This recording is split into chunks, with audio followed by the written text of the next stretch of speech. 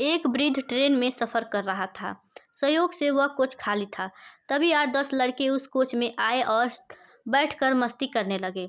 एक ने कहा, चलो जंजीर खींचते हैं। दूसरे ने कहा, यहाँ लिखा है 500 रुपया जुर्माना और 6 माह की कैद।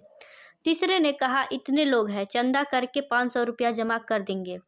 चंदा इकट्ठा किया गया तो 500 रुपये की जगह 1200 रुपये जमा हो गए, जिसमें 200 के 3 नोट, 2 नोट 50 के, बाकी 100-100 के थे। चंदा पहले लड़के के जेब में रख दिया गया। तीसरे ने कहा, जंजीर खींचते हैं। अगर कोई पूछता है तो कह देंगे बूढ़े ने खींचा है, पैसे भी नहीं देने पड़ेंगे। तब बूढ़े ने हाथ जोड़कर कहा, बच्चों, मैंने तुम्हारा क्या बिगाड़ा है?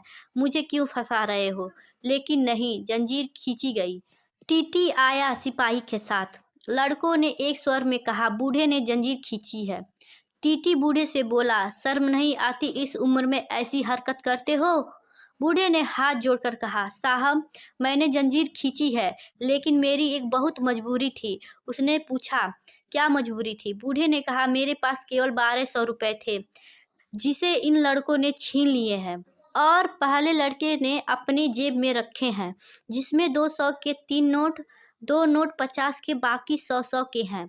अब टीटी ने सिपाही से कहा, इनकी तलाशी लो। जैसा बूढ़ा ने कहा, नोट मिलाए गए। लड़के के जेब में 1200 रुपये बरामद हुए, जिनको वृद्ध को वापस कर दिया गया और लड़कों को अगले स्टेशन में पुलिस के हवाले कर दिया गया।